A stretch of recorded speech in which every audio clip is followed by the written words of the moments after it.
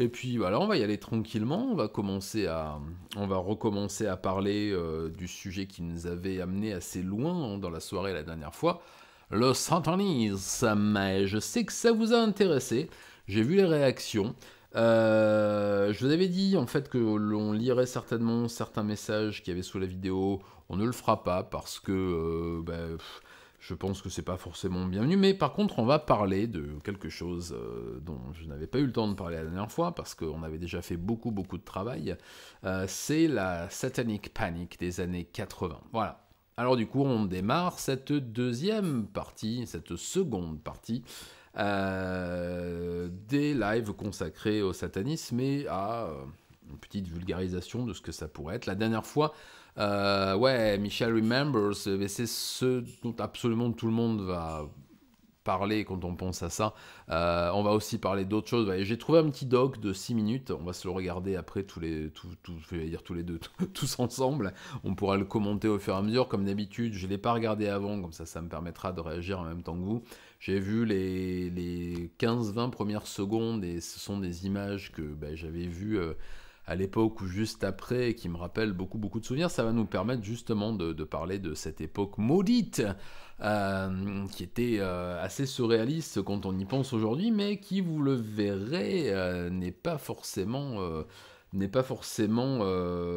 à reléguer dans les choses passées et qui ne reviendront pas. Voilà. La dernière fois, on avait parlé donc des différentes sortes de satanisme, des a priori que les gens pouvaient avoir dessus, du satanisme théiste, du satanisme lavéien. On en a parlé en long, en large et en travers. Si vous ne l'avez pas vu, je vous conseille d'aller voir le premier live sur le sujet. Donc il y a une capsule sur YouTube. Donc maintenant, je voudrais qu'on parle un petit peu, non plus de la théorie, mais de la pratique. Euh, je voulais vous parler de ça déjà la dernière fois, on n'a pas eu le temps parce que c'est un sujet qui est assez vaste et qui dans les années 80 a fait couler beaucoup d'encre et pas mal de sang aussi et de larmes, notamment chez le jeune ado que j'étais à l'époque. Je vois que Liam Vick me pose une petite question un peu annexe, mais pas tellement en tant que sataniste que tu l'affiches physiquement comme avec des tatouages. Ouais, un peu. Après, il faut savoir ce que ça veut dire. Mais tiens, regarde, il y en a un qui est caché là, en base des flammes. J'en ai d'autres sur le corps que je vous montrerai pas. Il y en a quelques-uns, des petits un peu partout. Oui, je l'affiche un peu parce que ça fait partie du décorum. Ça fait partie du décorum, c'est ce dont je vous parlais la dernière fois, c'est que le satanisme lavéien non théiste est aussi une question de décorum, c'est-à-dire qu'on choisit ça plutôt que l'athéisme bête, parce que chez nous, il y a des capes rouges et du vin, quoi, et qu'on s'amuse plus, on met des cornes sur la tête et on rigole bien, et ça fait partie justement de ces représentations qui font que ça devient un peu plus fun que d'être juste... Après, je respecte et j'ai énormément d'amis qui sont dans des mouvements de libres penseurs et qui, notamment la chaîne Un Irréductible Athée, je ne sais pas si vous connaissez, qui fait un très bon travail, je trouve, de lecture et d'analyse des grands textes sacrés des 3 religions abrahamiques, que je trouve assez intéressant, et qui relève justement les incohérences et les discours un peu... déjà les discours très effrayants qu'il y a dans ces livres-là, à base de sacrifices d'enfants, d'inceste, d'infanticide, de héocriminalité, de viol, de tout ce que vous voulez. Enfin, c'est assez chouette, et il fait ça très bien. Mais voilà, il se trouve que je laisse à ceux qui savent faire ce genre de choses, mais que j'ai abordé, moi, cette approche du satanisme lavéien comme étant plutôt une façon d'aborder la liberté un peu différente. Il est vrai que j'ai toujours aimé m'afficher différemment depuis que... c'est ça, ils étaient satanistes, Liam Vick. Qu'est-ce que je dis, surtout l'Ancien Testament, c'est rempli de ce genre de joyeuseté. Tu vois, tu me fais bégayer, lapin. C'est exactement ça, mais les livres sacrés... Oui, dans le Nouveau Testament, c'est un peu plus gentillé. On va dire que la figure de Jesus est un peu plus sympa que celle de ces grands anciens. Voilà. Mais après, comme je vous en ai parlé dans un live aussi sur un 3615 ma vie, j'ai été éduqué de façon très religieuse dans des collèges catholiques, et ça a été une façon aussi pour moi qui ai toujours aimé me différencier des autres parce que je ne me sentais pas d'appartenir à ce groupe-là que l'on m'avait un petit peu imposé. Après, j'ai pas fait mon ado rebelle de base, si certainement, mais il y a eu des circonstances qui ont fait que c'était un peu compliqué pour moi de rentrer dans le moule. Et ça a été une forme d'affirmation dans les années 80. Justement, on va pouvoir... les collèges catholiques. À qui le dis-tu? On va pouvoir aborder le thème de la satanic panic en parlant de ça, parce que moi j'ai découvert tout ça. Figurez-vous que c'est ça, c'est l'Ancien Testament que pour les chrétiens, tu as tout à fait raison, Viola. J'ai été intronisé au heavy metal quand j'étais enfant avec mon papa qui aimait bien Black Sabbath et d'autres groupes. Mais voilà, j'en ai mangé à la maison tranquillement, mais je suis parti très tôt en pension et je me suis retrouvé dans un internat de garçons à 9 ans et demi. C'était un petit peu compliqué. Il se trouve qu'il y a un événement qui m'a sauvé la vie, enfin qui a changé ma vie à tout jamais. Ça va vous sembler assez paradoxal, mais vous allez voir, vous allez comprendre pourquoi très rapidement. C'est ma première communion.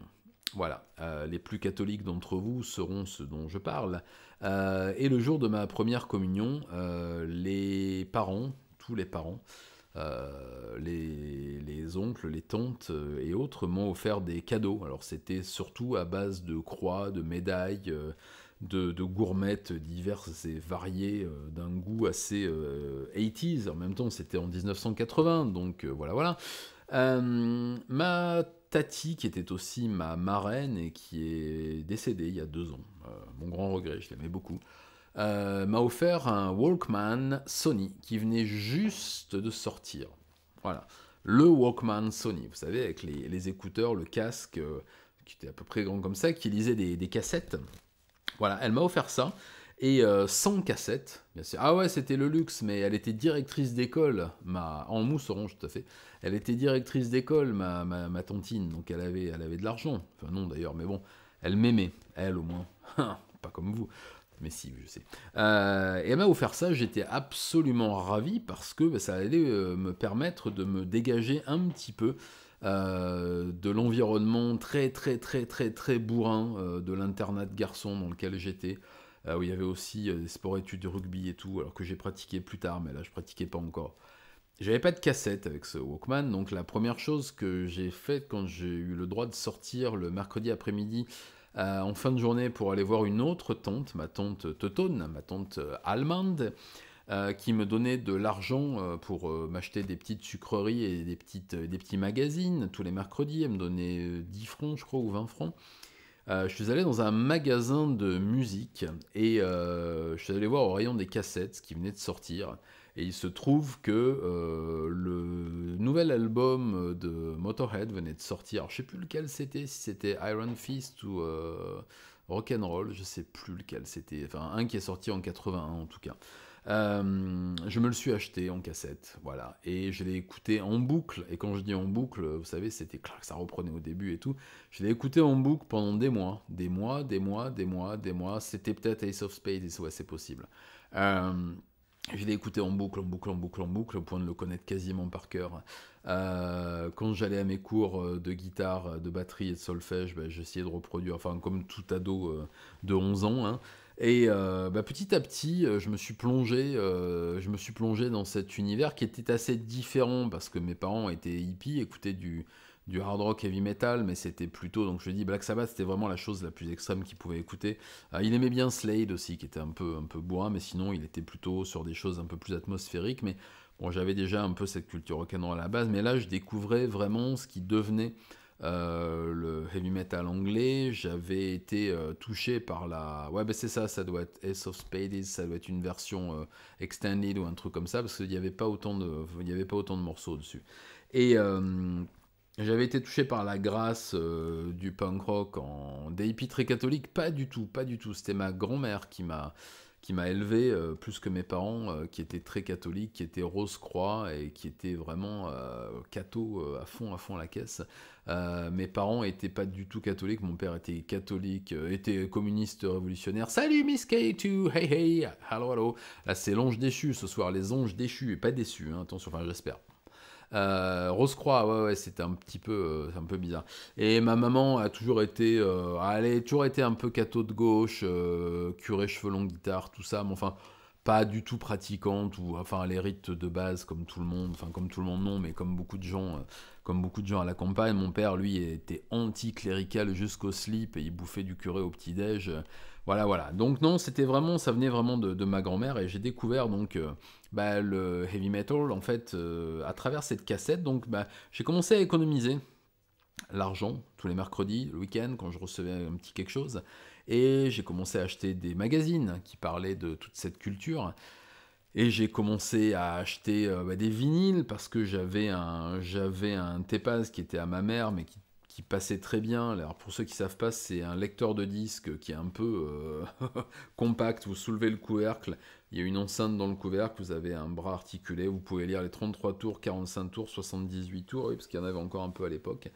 Et j'ai commencé à acheter quelques 45 tours, donc les premiers Slayer aussi, parce que j'ai trouvé ça assez épatant. Et tout ce qui est sorti à partir de là, je continue aussi à acheter du punk rock, du hardcore et tout ce qui sortait. Mais vraiment, je me suis lancé à corps perdu dans le métal de ces années-là.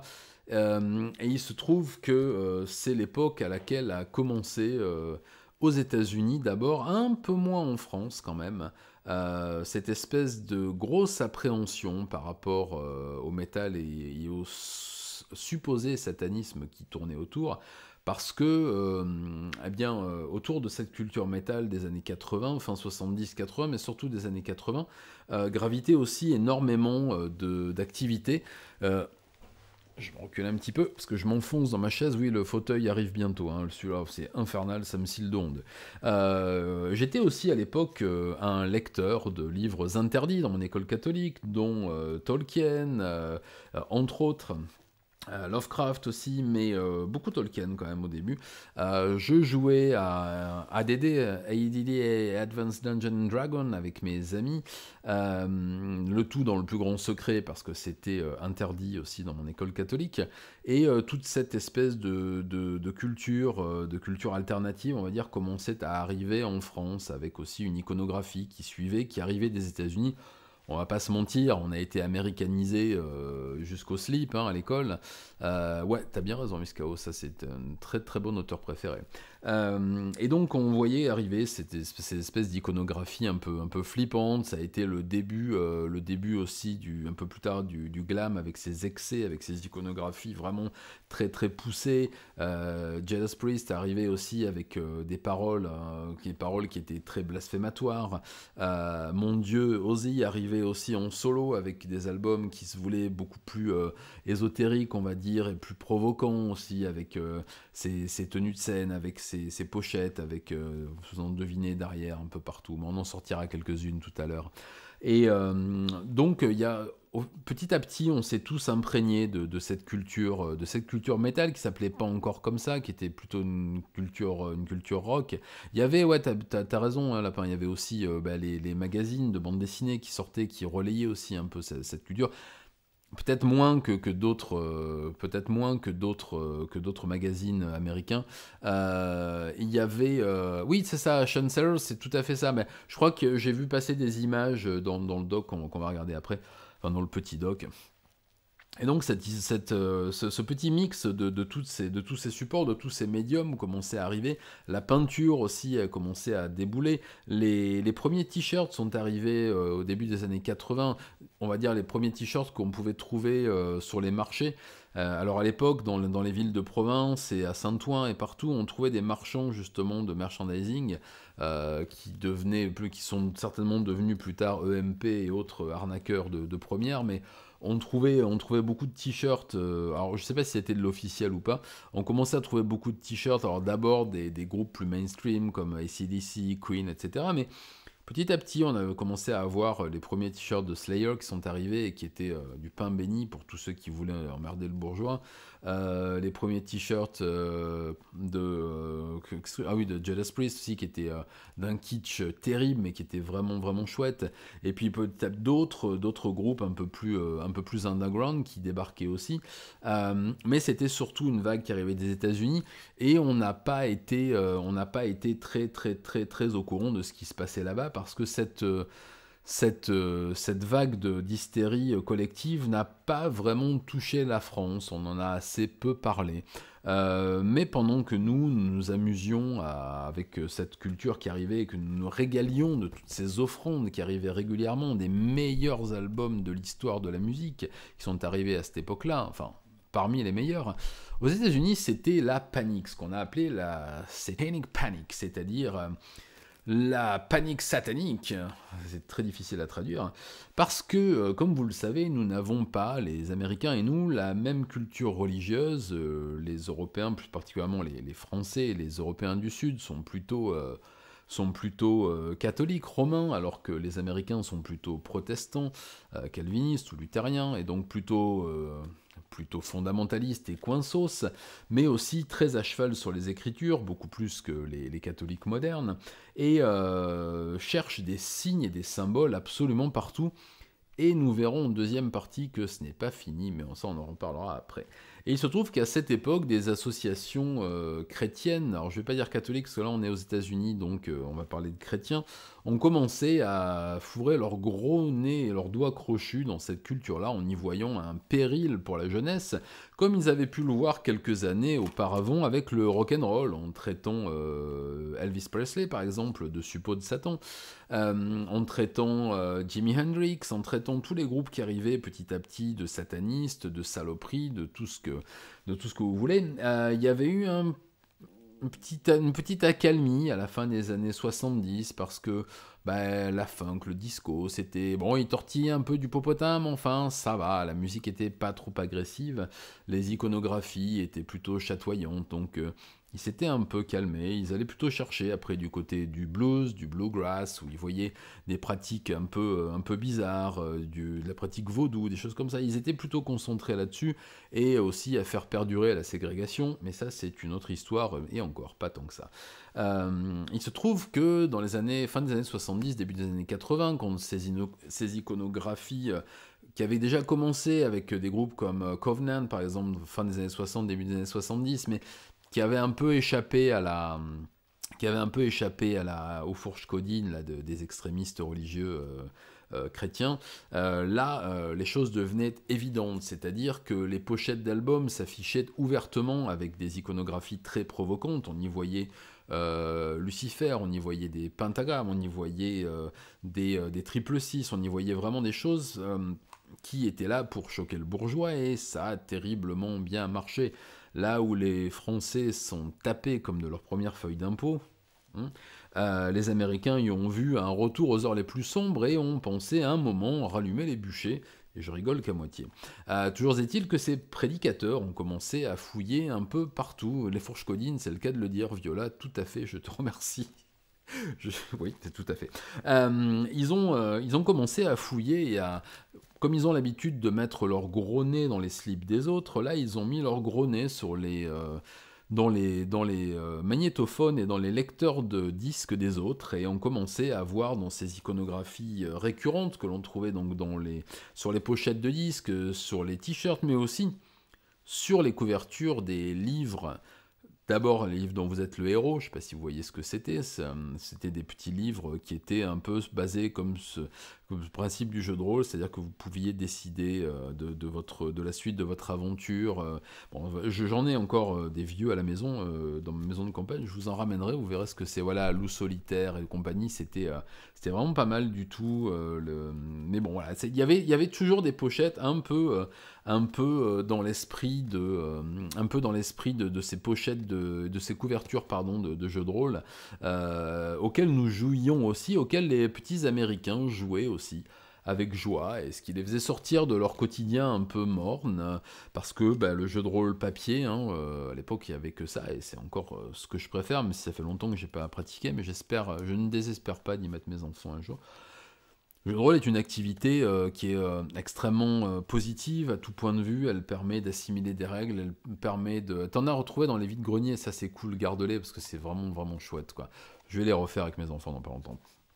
Le jeu de rôle est une activité qui convient tout à fait à des jeunes ados, surtout dans les années 80, où les distractions, à part aller jouer au foot, faire du vélo, etc., vous me direz c'est déjà des distractions pas mal, il y avait moins de distractions qu'aujourd'hui, et c'est vrai qu'on se retrouvait souvent, mes amis et moi, comme les jeunes américains, chez les uns, chez les autres, à faire des parties de Dungeons and Dragons, ou ADD, Advanced Dungeons and Dragons, surtout à celui-là que j'ai joué. Et il se trouve que, vous le savez, les iconographies de ces manuels sont très inspirées de celles que l'on trouve dans les recueils de Tolkien et d'autres de l'époque, et ne sont absolument pas basées donc sur une iconographie chrétienne et connue des fondamentalistes américains comme étant des choses très très positives. Au contraire, on y voit des dragons, on y voit des bestioles, des beholders, des choses absolument terrifiantes qui ne peuvent être que l'œuvre du démon. Donc ça a été très rapide d'associer le jeu de rôle, le métal, une certaine littérature, un certain type d'art, et puis le début de la pratique du tatouage, des choses comme ça, comme des symboles du satanisme retrouvé. Voilà, mais pas du satanisme sympa dont je vous ai parlé la dernière fois. Non, non, non, pas de celui qui rend libre et un peu plus curieux. Non, de ce satanisme fantasmé par beaucoup de croyants. Et là je parle vraiment de toutes les religions abrahamiques, qui est celui du retour de l'Antéchrist et de ses symboles, et donc les joueurs de jeux de rôle, les concepteurs de jeux de rôle, les musiciens de métal, de rock, les artistes, les designers de pochettes et tout, sont tous devenus des créatures à abattre, et ont commencé à relancer un peu cette crainte de voir un retour aux heures les plus sombres du satanisme et de l'ésotérisme en général dévoyé, bien entendu, et ont commencé des grands procès, voilà, ont commencé des grands procès dans les tribunaux américains, des procès d'éditeurs d'abord, des procès de groupes.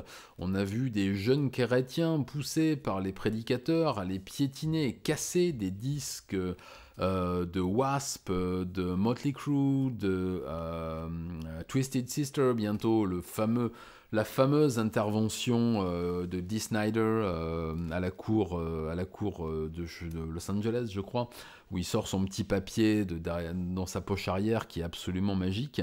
Et la traque a commencé en créant une nouvelle panique et des recherches de symboles dans à peu près tout ce qui pouvait sortir à l'époque. Donc je vais m'arrêter de parler 2 minutes, mon petit monologue là qui vient de durer 23 minutes, je suis désolé. Je vous propose qu'on regarde ensemble un peu de ce reportage. Donc comme je vous ai dit, j'en ai pas encore vu beaucoup, j'ai juste vu le début. On va essayer de commenter, c'est ça s'était déjà passé avec les Beatles, oui, mais avec Elvis aussi, avec Muddy Waters aussi, avec quelques bluesman, non, ça n'a pas été nouveau, hein. Mais ça a bien repris par contre. Alors voyons voir ce que ça dit, et je pense qu'on aura de quoi parler. J'ai trouvé cette chaîne, je sais pas du tout ce que ça vaut, Nerd Out With Me, en tout cas voilà, c'est une version traduite, je sais pas, bon, on verra bien. Teenagers destroyed records and tapes which they felt contained can actually transform your voice to that of an occultic hero. And then you hear there's power in Satan. If you grew up in the 80s or 90s, there's a good chance you remember the satanic panic, the mass hysteria that Satan was in everything. C'est Your tout à music, fait your ce dont movies, your nous parlions cartoons, tout à your l'heure. games, Même les and Stones even étaient your magnifiques. breakfast cereal. Media and talk shows couldn't get enough of it, and it spawned one of the most popular SNL characters of all time. Could it be Satan? So let's backpedal a bit Les maîtres and de relive l'univers the Ozzy. satanic panic of the 80s and 90s. Ah, ok, on va faire une première pause. Je vais juste commenter ce qu'on vient de voir. Donc, comme je vous l'ai dit, la panique la panique satanique a commencé avec le jeu de rôle et bien sûr le métal, mais elle s'est étendue ensuite à tout parce que justement il y avait cette bande d'inquisiteurs, Gargamel ce sataniste, ah bah tu m'étonnes.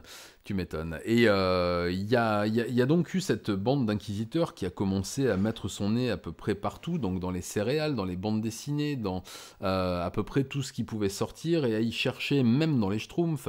Gargamel donc était un sorcier, le Schtroumpf noir était une créature satanique. On a regardé à peu près dans tout ce qui était sorti avant, les films des années 50. Dès qu'un film abordait un sujet qui se rapportait un peu à la sorcellerie, au rite ancien, même dans certains péplums anciens dans lesquels on parlait des anciennes religions, ils ont mis leur nez à peu près partout. C'était déjà plus l'époque du macartisme, mais on est quand même revenu à quelque chose qui relevait un peu des méthodes du macartisme. Et on a commencé à faire, à analyser à peu près tout ce qu'on voulait. Et comme vous le savez très bien, lorsque l'on cherche quelque chose, lorsque l'on cherche un symbole, en général, on le trouve. Et si vous cherchez du satanisme dans, je sais pas, j'allais dire les Télétubbies, mais c'est tellement maléfique les Télétubbies que... Au premier coup d'œil, on se rend compte que c'est maléfique. Mais dans n'importe quelle production, vous pouvez trouver tous les symboles que vous voulez. Vous pouvez trouver, mais c'est comme c'est comme toutes les démonstrations d'esprit critique sur des sujets de pseudosciences. On peut systématiquement prouver que quelque chose existe quand on a envie de prouver qu'il existe, quand on y croit déjà à la base. Et là, on est vraiment là-dedans. La grande mode à un moment, mais je crois qu'ils vont en parler après, c'était de rechercher des messages subliminaux dans des disques que l'on pouvait jouer à l'envers et qui vous poussaient à mettre fin à vos jours, qui vous poussaient à tuer votre maman, qui vous poussaient à pas ranger votre chambre. Non, je rigole, ça aurait été plus marrant. Voilà, donc c'est pour vous dire que là, l'introduction est tout à fait exacte. On a commencé à chercher des symboles du satanisme à peu près partout, en éduquant, entre guillemets, c'est-à-dire en conditionnant la jeunesse, qui a été resté fidèle à la bonne ligne des églises évangélistes, à dénoncer leurs petits camarades, à envoyer des livres en masse aux prédicateurs pour qu'ils puissent les analyser, et vous verrez que ça n'est pas terminé. Allez, on continue. Oui, je sais, j'ai l'air complètement stupide avec mes écouteurs. Ouais, vous pouvez le dire. Exposing Satan's underground. Yes. One of the things that defined the 80s and 90s is something that not many people talk about nowadays. It was the Satanic Panic. My most vivid memories of the Satanic Panic revolved around music. From Judas Priest to Ozzy Osbourne to Twisted Sister. In the 80s and 90s, it seemed like Satan was in all the music. Being into heavy metal doesn't necessarily mean your kid's also into Satanism. And MTV helped distribute this MTV a rien arrangé, on va en parler un peu après, vous allez voir, ça a été un excellent moyen, ça a été un excellent moyen pour certains prédicateurs de justifier leur haine des médias et de balancer tout ce qu'ils avaient sur les médias au moment où MTV est arrivé à commencer à diffuser. Il faut savoir qu'avant de diffuser du hip-hop et d'autres musiques urbaines, MTV a vraiment été la chaîne pour nous à l'époque, qui était vraiment la première chaîne à diffuser du métal, du rock, de l'alternative, des choses qu'on n'avait pas l'habitude d'entendre ou de voir à la télévision. C'était extrêmement rare, mis à part un passage de Motorhead chez Yves Mourouzi. Les plus anciens s'en rappelleront, mais qui avait plus fait rire dans les chaumières qu'autre chose. Là, c'était vraiment l'organisme de destruction massive et de diffusion massive de métal et de rock'n'roll à la télévision. Alors, il fallait avoir le câble pour avoir MTV, mais je sais que on était beaucoup à se cotiser avec le peu d'argent qu'on avait pour qu'il y ait un camarade qui ait le câble chez lui, pour qu'on puisse aller regarder les émissions qui nous plaisaient, les enregistrer sur des magnétoscopes et se les repasser en boucle. Mais ça a aussi été un moyen pour les évangélistes d'avoir accès aux concerts sans avoir à y aller, parce que quelle horreur, et de pouvoir analyser en détail tout ce qui se passait d'horrible dans les concerts. Et notamment Twisted Sister, qui était un de mes groupes préférés à l'époque, qui l'est toujours, parce que quel groupe immense, Motley Crue. J'ai été très très très fan de glam et de visual glam à l'époque, même si ça faisait pas bien de le dire parce que voilà, bon, j'ai pas vraiment été dans l'habillage, on va dire visuel et corporel du glam, mais j'ai toujours beaucoup aimé ces groupes. Je continue toujours à écouter énormément de Motley Crue, que je considère comme étant un des meilleurs groupes de rock and roll de l'histoire, et je suis très déçu voilà, qu'ils aient continué sans Mick Mars, et visiblement leur prestation au Hellfest n'a pas été fantastique, mais bon. Mon petit mannequin Echo, merci ma chérie. Je vous raconterai son histoire, un de ces quatre, et lui est très très ancien. Il y a même quelques pièces à l'intérieur qui datent presque de l'époque de la Satanic Panic. Ça, je vous en parlerai. Lapin, non, j'ai pas dévié sur le Visual Kei. J'ai pas jamais été très... Attends, elle vous le présente. Vous voyez, c'est Blanchemin. Ça fait un petit break intéressant en pleine Satanic Panic. Voilà. Si je puis me permettre, évangélique, oui, pardon, oui, c'est la transition, pas la transition, enfin le changement de langue. À chaque fois, je me perds sur les hic et ist à la fin. C'est tout à fait les églises évangéliques, excuse-moi, les baptistes et compagnie. Non, le Visual Kei m'a jamais vraiment transcendé. Il y a des très très bons groupes, hein, je dis pas, j'ai pas mal aimé X notamment, qui était pas mal sympa, mais qui était plus speed metal qu'autre chose, mais les autres, j'ai pas été très très fan. Mais voilà, la musique en elle-même, le glam metal en tant que musique, pas forcément en tant que mouvement, etc., même si ça n'a jamais vraiment été un mouvement à part entière, mais surtout vraiment les groupes phares qui sont restés des groupes qui ont compté et qui comptent toujours, et qui ont été vraiment visés à fond la caisse par cette Nick Panic, et notamment Motley Crue, parce qu'ils jouaient à fond sur les clichés et le fameux pentagramme qu'ils ont mis à peu près sur toutes leurs pochettes, qu'ils mettaient sur leur guitare, qu'ils mettaient sur leur bandeau, qu'ils mettaient partout, parce que c'était vraiment le moyen d'emmerder le bourgeois, une fois de plus, désolé d'employer ce mot, mais c'est vraiment là ce qui se faisait, et de la même façon qu'on l'a fait aussi, ça allait être poussé un peu plus à l'extrême 10 ans plus tard, à l'arrivée du black metal, surtout nord-européen et scandinave. On a poussé la provocation encore plus loin, peut-être un peu trop loin pour le NSBM par exemple, mais bon, ça c'est un autre sujet, on en a déjà parlé.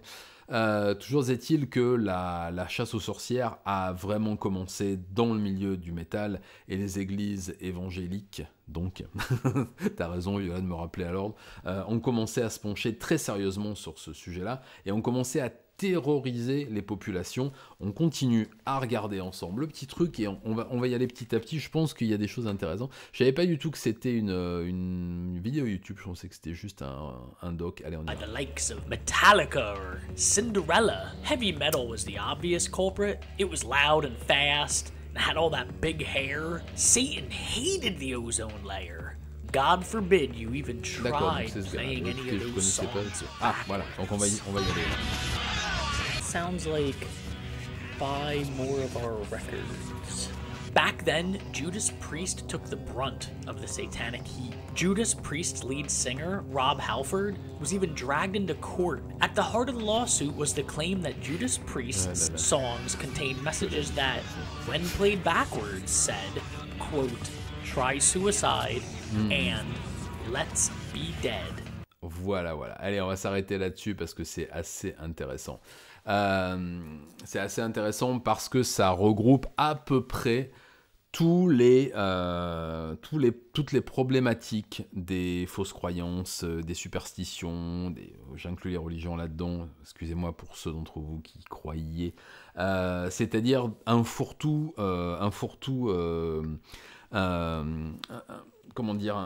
de compréhension qui fait le festival de la pareidolie. C'est exactement ce que j'allais dire, le Arnaud, c'est salut. On est en plein là-dedans. Là, ce qu'on vient de voir, ça s'appelle effectivement une pareidolie auditive. Il y en a des visuels aussi.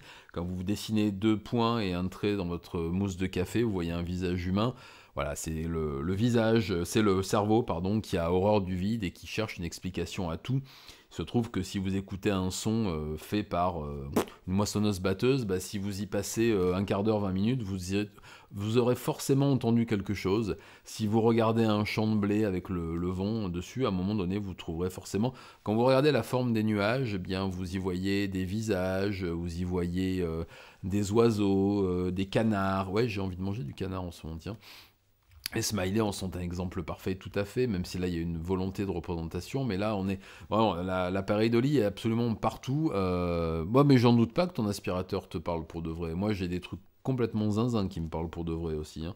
Et c'était extrêmement facile, donc c'est extrêmement facile de prouver quelque chose en utilisant des biais cognitifs, en utilisant des choses telles que la pareidolie, notamment pour ceux qui se font les apôtres des, comment on appelle ça, les chemtrails, eh bien vous voyez des traces de condensation dans le ciel, c'est assez facile d'inventer une théorie là-dessus. Je viens de voir une vidéo là, il y a quelques temps sur un grand intellectuel qui voyait des traces de lumière arc-en-ciel faites par sa porte, et qui en déduisait donc que la Terre ne pouvait pas être ronde, puisque les arcs-en-ciel laissés par le Soleil qui passait à travers sa porte par le biais de la courbure soi-disant de la Terre étaient droites et plates.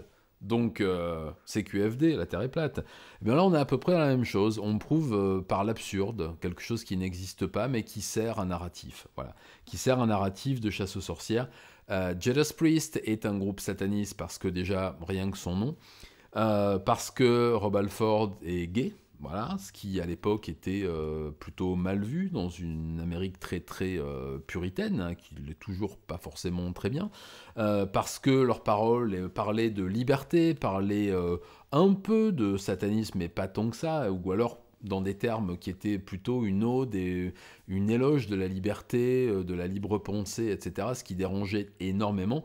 Donc c'est pas étonnant qu'ils aient été les premières victimes. Breaking the Law, qui est leur morceau du début qui est absolument fabuleux, et qui parle aussi de cette liberté, il y a énormément de paroles chez Judas Priest qui tournent autour de ce concept-là, et forcément, ben, quand on veut, alors comme on dit, quand on veut tuer son chien, on dit qu'il a la rage, ben là quand on veut accuser quelqu'un de satanisme, on prend un de ses albums, regardez, il parle de Satan, hop, sataniste, oui mais c'est pas assez, regardez, on va le jouer à l'envers, ce qui est forcément une preuve irréfutable, et vous allez voir, on va y entendre des messages absolument terribles,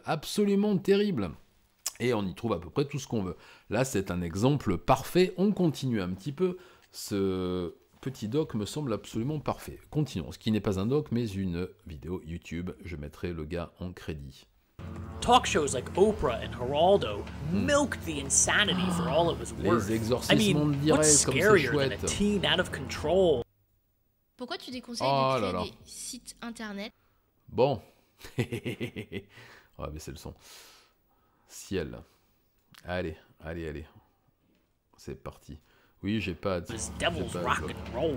Then, just when you thought all a parent had to do was keep their kids away from MTV, voilà, laissez vos enfants spread out loin like a good capitalist, voilà ce qui came for your games. Et ça est arrivé. D&D has become popular with children anywhere from grammar school on up. Le problème Not so with a lot of adults who think it's been connected to a number of suicides and murders.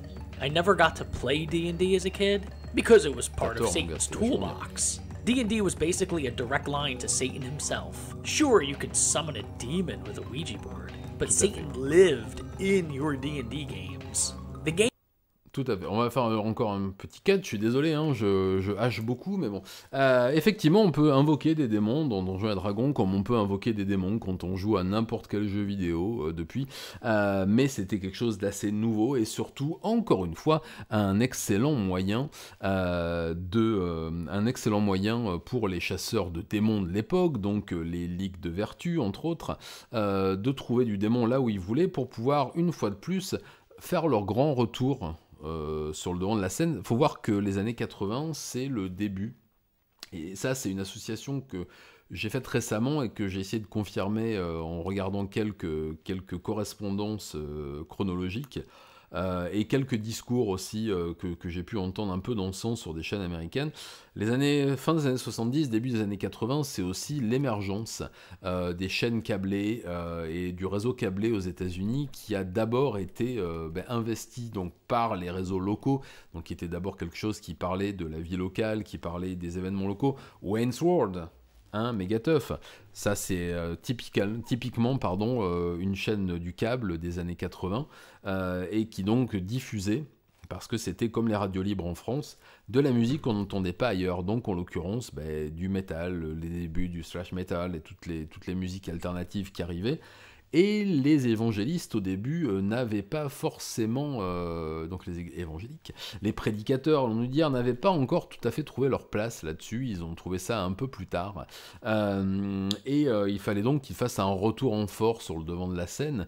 Quoi de mieux que de combattre ce qui marche, et c'est toujours d'actualité aujourd'hui, quand un phénomène fonctionne, il y a toujours des antis de ce phénomène qui arrivent et qui essaient de se faire leur place, justement, et de trouver leur part du gâteau. Regardez on va parler de YouTube, puisque c'est quelque chose que je pratique tous les jours, ou presque, les chaînes de drama. Et encore une fois, j'ai des très bons amis qui en font. Eh bien, elles se nourrissent de choses qui marchent, en invitant des gens qui vont dénigrer ces choses qui marchent, et en essayant de mettre en avant leur point de vue pour essayer de prendre la place de, non pas quelque chose qu'ils n'aiment pas, mais quelque chose qu'ils auraient aimé faire. Et là, en l'occurrence, trouver sa place sur le devant de la scène dans les chaînes du câble dans les années 80, c'est ce que les prédicateurs auraient voulu faire, et malheureusement pour eux, la jeunesse en avait rien à faire.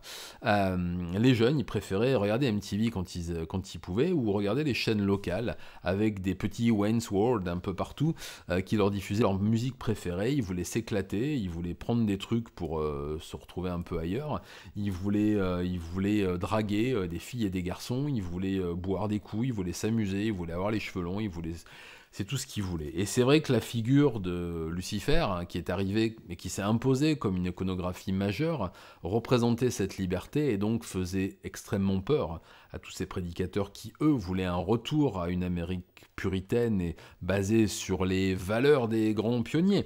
Donc la chasse était faite absolument à tous ceux qui voulaient se lancer et qui voulaient vivre de ce nouveau mouvement. Je vois qu'il y a un long commentaire qui m'a l'air intéressant. Oui, d'ailleurs, culturellement, la peur du satanisme ne peut s'inscrire qu'au sein d'un contexte racine chrétienne. Vous en parliez d'ailleurs par rapport à votre future épouse, il me semble, tout à fait. On en a parlé la dernière fois et on va en reparler un peu tout à l'heure, je pense. Ce concept même du bien et du mal à travers le satanisme et Dieu, dont tout ce qu'il peut avoir de protéiforme dans les religions abrahamiques, est vraiment intrinsèque aux cultures judéo-chrétiennes. Je sais que ce mot-là ne veut rien dire, mais donc aux religions du livre, aux religions occidentales. Il n'a absolument aucun sens dans d'autres religions ou dans d'autres philosophies, comme le Shinto par exemple, où il n'y a absolument aucune correspondance. Ouais, tout à fait. Allez, on continue un petit peu. On va voir ce que ce monsieur a d'intéressant à nous dire. Warped kids' thinking and drove them to behave erratically. And it didn't help that news reports bombarded parents on how D&D led to. Donc là, vous voyez, c'est absolument le même débat qu'aujourd'hui avec les ligues de vertu et le jeu vidéo. Voilà, Tom Hanks, voilà, quel horrible. Called Mazes and Monsters. Très bien. Tom Hanks très bien. Je sais pas si vous avez déjà vu ce film, si vous l'avez pas vu, voyez-le, vous comprendrez ce qu'étaient les années 80. At this point, you may be asking, how did this all come about? Well, most believe it was a backlash to all the occultism in the 60s and 70s. Basically, anything that made your hippie baby boomer parents feel uncomfortable became evil. Hard rock, evil. Role-playing games, evil. The Smurfs and He-Man, 100% evil. Skeletor, the master of the universe. By this time, the panic was in full force. Thundercats was inspired by heathen gods. E.T. Ouais, encore un petit arrêt. Oui, qu'est-ce que tu me dis, Viola? Même pas tant que ça en général. Oui, ça prend d'autres formes. On pourra en reparler peut-être, bon pas dans un troisième volet du live parce que ça risque d'être un peu redondant à un moment. Mais j'ai donc pour ceux qui ont suivi les lives sur mon histoire de famille, j'ai de la famille en Israël et certains qui me parlent souvent de tout ce qui tourne autour de la Kabbale et des choses comme ça. On retrouve quand même un peu, alors pas autant, il apparaît, non mais de toute façon Satan n'apparaît que très peu dans la Bible chrétienne aussi. Je sais plus combien d'occurrences on le trouve, mais et c'est vrai qu'il apparaît très peu dans la Bible juive. Enfin, il a d'autres noms. Après, il faut voir de quelle façon on peut déduire Satan dans les Bibles et dans les différents livres sacrés. Il porte d'autres noms. Est-ce que le serpent il y a des histoires de traduction du grec, il y a des histoires de traduction de l'hébreu, il y a des histoires de traduction, mais Après, tu as raison, il apparaît moins dans la Bible juive, tout à fait. Il faudra qu'on en parle. J'aimerais bien, quand... Alors, Chaussette n'est pas avec nous ce soir. Elle s'occupe de mon Discord et on pourra très bientôt intervenir tous ensemble. Et ce sera une bonne occasion peut-être de faire des soirées un peu, je sais pas comment on dit, un peu radio libre sur certains sujets, pour que vous veniez m'apporter justement vos points de vue, qu'on puisse en discuter, peut-être que vous les échangez entre vous. Faisons ça sans tarder. Ouais, les démons apparaissent surtout dans les écrits apocryphes, tout à fait. Alors ils apparaissent dans les écrits canon aussi, mais pas forcément sous les noms sur lesquels on les connaît aujourd'hui, sachant que les religions se sont étoffées par la suite et ont créé des peurs nouvelles, ont créé des interdits nouveaux, et n'ont créé que des interdits d'ailleurs. Voilà. Tout à fait, oui, tout à fait, Viola, c'est le mot symbole d'un adversaire, tout à fait. Donc on le retrouve écrit de différentes façons. Le tentateur du désert dans le Nouveau Testament, enfin voilà. Bon, on va pas en reparler, on avait fait la partie théorique la dernière fois. On va vraiment se concentrer aujourd'hui, on va finir de regarder cette très bonne vidéo, très drôle, et continuer d'en parler. Là, on attaque un peu plus le mainstream et la chasse aux sorcières qui a eu également, E.T. est forcément... He died and was resurrected again, and could therefore be confused with Christian figures. Smurfs are blue with black lips, and were depictive of dead creatures. Le mal à l'état You'll notice that they're depicted as blue with black lips. Ouais, voilà. And you know what happens to you when you die? You turn blue and your lips turn black. Voilà. Saturday morning cartoons would teach children to get into spells and witchcraft. Rainbow Bright had a pentagon on her cheek. Books like The Lord of the Rings and the Chronicles of Narnia were burned in front of churches to expel the evil demons that dwelled within. Procter & Gamble had to hold a press conference to deny that they were funding a satanic church. Then, Satan created the internet. And lo... Alors là, je peux être que d'accord, je n'ai jamais utilisé Windows de ma vie. Bannissez Windows de vos existences, les amis. Mais tout à fait, Microsoft et Satan. The evils that lurked inside the series of tubes. I'd like to say something about this. Let me ask you something. Have a talking doll rip out your voice box?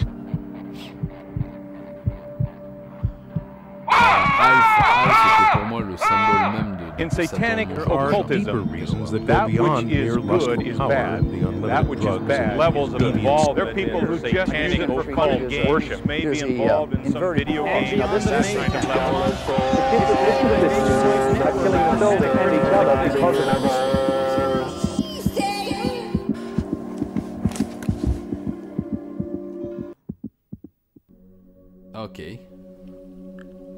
Ok, bon là c'est lui qui va nous faire un petit... Ok, c'est assez intéressant. Alors, Nicopin, bonsoir. En fait, dans l'Ancien Testament, il faut plus avoir peur des dieux. C'est un gars sacrément caractériel. Ouais, tout à fait, je suis tout à fait d'accord. Line Explorer, oui, certainement. Je connais un peu moins. Oui, j'ai eu le malheur d'être happé par Apple dès le premier, le Macintosh, le premier avec la biscotte à l'intérieur, que ma mère grand m'a acheté à l'époque, et depuis, je n'ai eu que ça toute ma vie, voilà. Bon, on s'éloigne un petit peu du sujet. Voilà. Donc, toujours est-il que je suis assez, je suis assez content de tomber sur cette petite vidéo qui, à mon avis, résume assez bien. Je voulais vous montrer des choses assez longues, qui auraient peut-être été un peu casse-pied, peut-être un peu redondant aussi, parce que j'en ai déjà un petit peu parlé.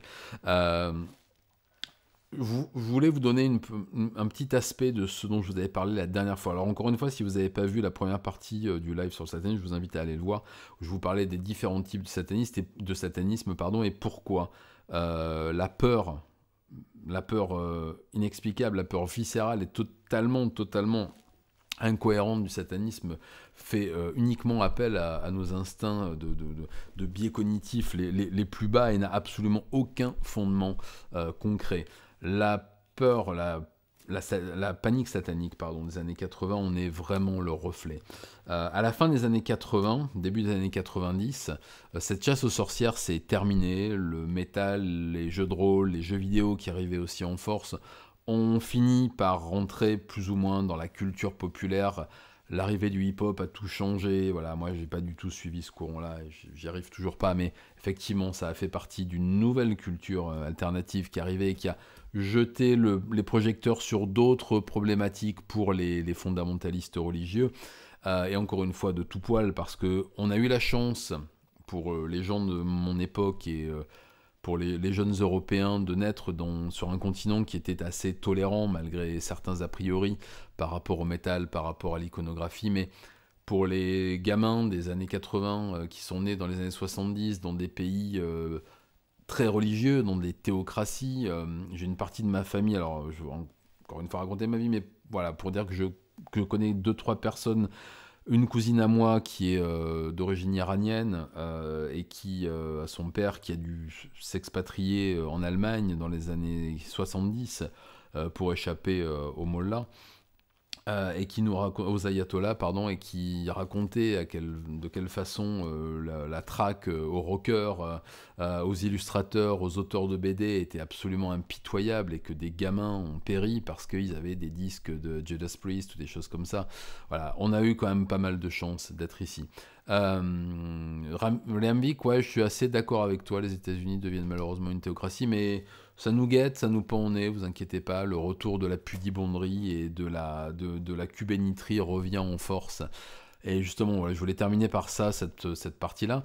À la fin des années 80, début des années 90, jusqu'au milieu des années 90, a vu tous ces courants un peu fondamentalistes religieux chrétiens se calmer un petit peu parce que étouffés par le rouleau compresseur de cette culture qui allait de plus en plus loin dans la provocation. Et comme vous le savez, plus on provoque, c'est un peu le syndrome Pierre et le loup, plus on allait loin dans la provocation, moins les gens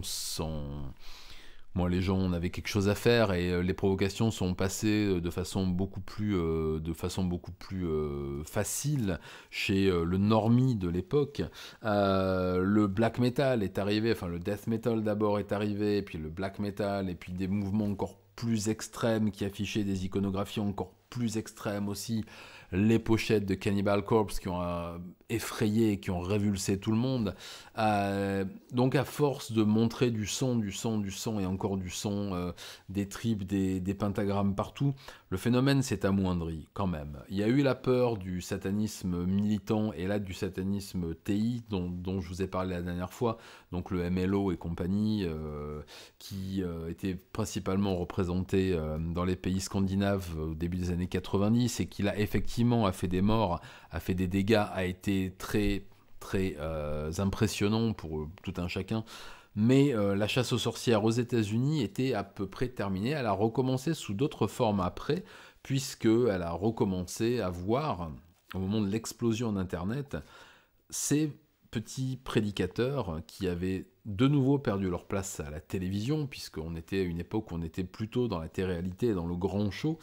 Ils ont fini par trouver leur place sur Internet, où ils ont eu tout loisir d'analyser des vidéos, des chansons, des musiques, des livres, des images, des dessins animés, et de recommencer leur salam alek autour de ce qu'ils qualifiaient eux-mêmes comme le réseau de Satan, puisque moi qui ai vu les débuts d'Internet, je me rappelle d'une des premières conférences que j'ai pu voir, je ne sais plus où j'étais, sur Internet, une conférence filmée, alors c'était horrible, hein, c'était avec des modems 56K, donc on arrivait à voir... on n'arrive pas à avoir grand-chose, mais qui commençait déjà à qualifier les internets, parce qu'ils sont plusieurs, faire autant de bêtises, il ne faut pas être tout seul, de réseau de Satan, de réseau du diable, de réseau du démon. Et on a vu un retour, après une petite décennie d'accalmie, où on croyait toutes ces bêtises terminées, on a vu un retour en force des prédicateurs et des prêcheurs sur Internet. On va en parler un petit peu après parce que j'ai trouvé quelque chose justement qui me semble être assez intéressant. Je voulais juste vous donner un peu mon ressenti. Oh, j'aime pas ce mot-là, mais mon ressenti maintenant. Avant de vous donner mon ressenti qui n'intéresse personne, je vais lire 2-3 questions. Je vais boire un coup déjà, on va faire une petite pause. Voilà.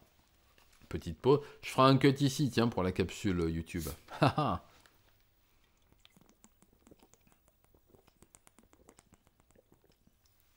Voilà. Alors, j'ai vu passer des messages très intéressants de... je fais tomber ma vapoteuse, de Viola Mirabilis. Je vais essayer d'y répondre ou de les commenter. Alors, attends. Hop, je remets une petite image derrière. Pas oublier l'importance des films aussi, tout à fait. Et c'est vrai que la petite vidéo du gars n'a pas parlé des films. On en a un petit peu parlé la dernière fois, mais on pourra peut-être en parler un petit peu. De toute façon, je voulais faire une petite partie sur la pop culture et les emprunts justement à la culture du satanisme réel ou figuré, ou fantasmé même dans le cinéma. Rosemary's Baby qui présente un club de satanistes du 3e âge à alimenter le fantasme, tout à fait. Et figurez-vous que ça a été quelque chose que j'ai pu vivre un peu, expérimenter dans les années 80.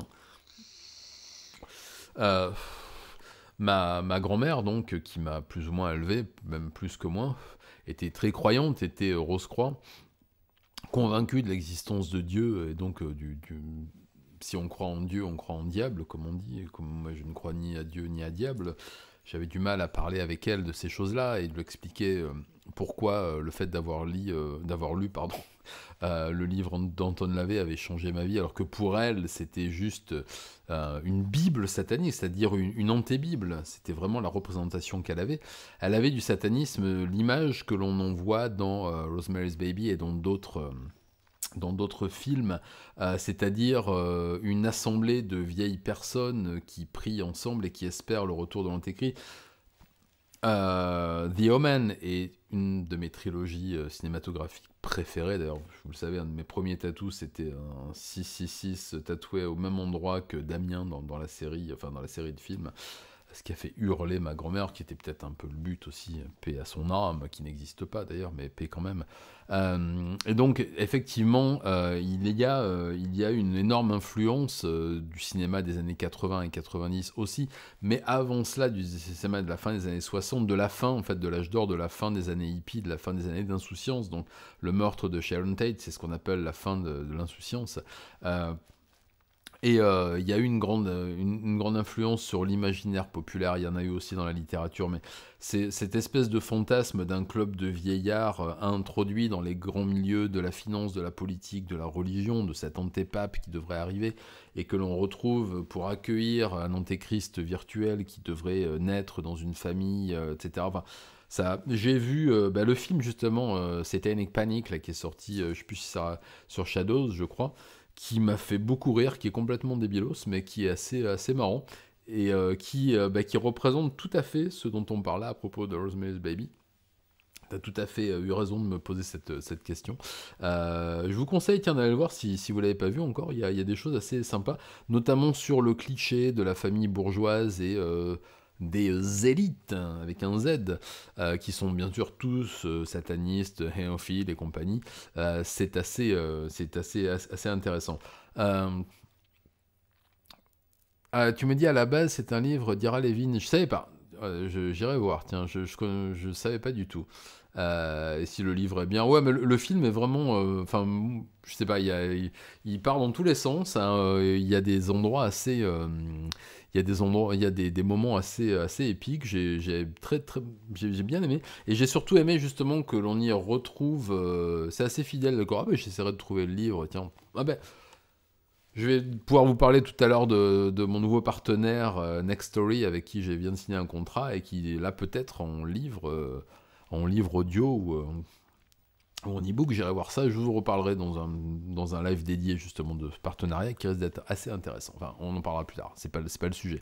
Donc voilà, je trouvais ça très bien qu'on repose encore le contexte de ce fantasme des années 70-80 de la society, c'est-à-dire que des élites pédocriminelles, satanistes, etc., qui voguaient en haut lieu, et que l'on retrouve aujourd'hui grâce à nos chers amis, et alors un bon pour eux parce qu'on s'ennuierait pas mal sans eux, de QAnon, qui régulièrement nous resservent encore le sempiternel refrain des élites, du Pizzagate, de l'adrénochrome qu'on a vu débarquer en France il y a pas longtemps avec l'autre, là je sais plus comment elle s'appelle, la journaliste que l'on voyait chez machin, j'oublie son nom aussi tellement qui m'intéresse pas, Hanouna, voilà.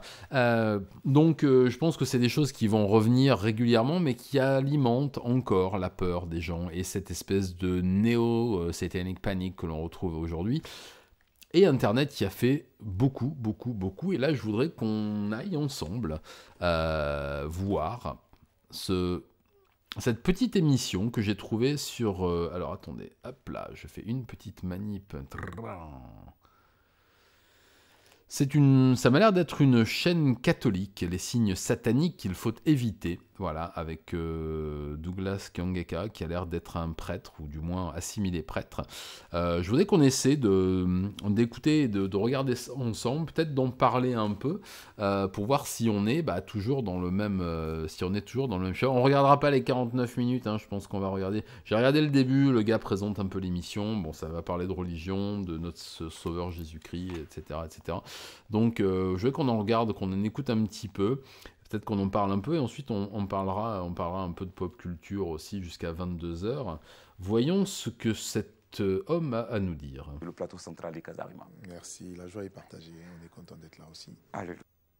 La plupart des gens pensent que pour gagner de l'argent sur les réseaux sociaux... Tais-toi. Voilà, je vais couvrir, passer les annonces. Ok, c'est parti. Nous allons parler des signes et des symboles que les chrétiens utilisent, que d'autres personnes aussi utilisent. Avec vous, vous allez nous éclairer. Ma première question, qu'est-ce qui justifie justement le choix de ce thème? Bon, ce n'est pas un choix personnel. Gagnons les âmes pour Jésus. Une demande comme ça, c'est clair. Du studio concernant la confusion qui est en train de régner chez certaines personnes actuellement, concernant les signes qu'il faut faire ou ne pas faire en tant que chrétien, sachant qu'il y a beaucoup d'influences sataniques, du satanisme aujourd'hui dans le monde, et cela est en train d'infiltrer aussi l'Église. Et en tant que serviteur de Dieu, en tant que défenseur de la parole de Dieu, on nous a demandé justement d'apporter un peu un éclaircissement à ce sujet, pour nous éclairer aussi, et nous croyons avec l'aide de l'Esprit de Dieu, au travers de sa parole, nous allons pouvoir y arriver, par sa grâce. D'accord, là, comme on commence, moi j'ai envie de poser une question. Est-ce que l'histoire des signes a toujours commencé dans l'histoire de la Bible? Nous voyons des signes et des symboles, des signes, on en voit partout. C'est dont on parlait tout à l'heure. Bon, on va faire un petit cut. Bon, je pense que ça va être long, on va peut-être pas tous taper. Hein. Je pense que des signes... la dernière fois que j'ai regardé son émission, il était encore sur France 4. D'accord, mais je connaissais même pas son existence. Oui, ça a l'air incroyable, ouais. Ça mériterait que je la regarde en entier, que j'en extrais la substantifique moelle. Ça a l'air christianisme évangélique, ouais, c'est possible. C'est pour ça, il faudrait que je sois sûr de ce que c'est, mais ça m'a l'air assez intéressant parce que ça va parler symbole, satanisme et tout. Donc, je pense qu'il y a du jus à prendre. Je crois qu'on va être obligé de faire un troisième volet, hein, les amis. Bon, on va laisser ces deux braves hommes de côté pour l'instant, et ils ont l'air d'être assez intéressants. On va y revenir quand je vais regarder. Je vais le regarder. Si vous avez envie de le voir de votre côté, notez le... Ouais, on va faire un troisième. Et un quatrième. Allons-y, j'ai le câble maintenant, j'ai la fibre, je fais ce que je veux. D'ailleurs, c'est vrai que ça fait plaisir quand même, hein, de plus laguer. Qu'est-ce que c'est chouette. Chaîne évangélique, c'est confirmé sur leur site internet. D'accord, ça peut être intéressant. Mais je pense effectivement que les évangélistes ont pris le pas sur les catholiques traditionnels, entre guillemets, c'est-à-dire les Vatican II. Je sais que les catholiques qui appartiennent à des fraternités, les Saint-Pidis, les Saint-Pierre et compagnie, sont très impliqués dans cette recherche des symboles absolument partout, qu'ils analysent le moindre symbole sur une basket, les baskets du diable, dans les chansons même des chanteuses de pop les plus anecdotiques, ils y trouvent des symboles absolument délicieux partout. Mais effectivement, si c'est une chaîne évangélique, il faudra qu'on regarde ça. Je vais me goinfrer la vidéo cette semaine. Je vais y arriver. Je pense que je suis capable de le faire. 49 minutes, ça me fait pas peur. J'ai regardé des trucs plus longs. Allez, si vous avez envie de le revoir, si vous avez envie de le regarder, c'est donc Casarema Satellite 2, les signes sataniques qu'il faut éviter, avec l'apôtre Douglas Kangeka. Si vous avez envie de le regarder, on pourra en parler ensemble. J'essaierai de faire une petite synthèse de ce qui va être dit là-dessus. Ça m'a l'air particulièrement croustillant.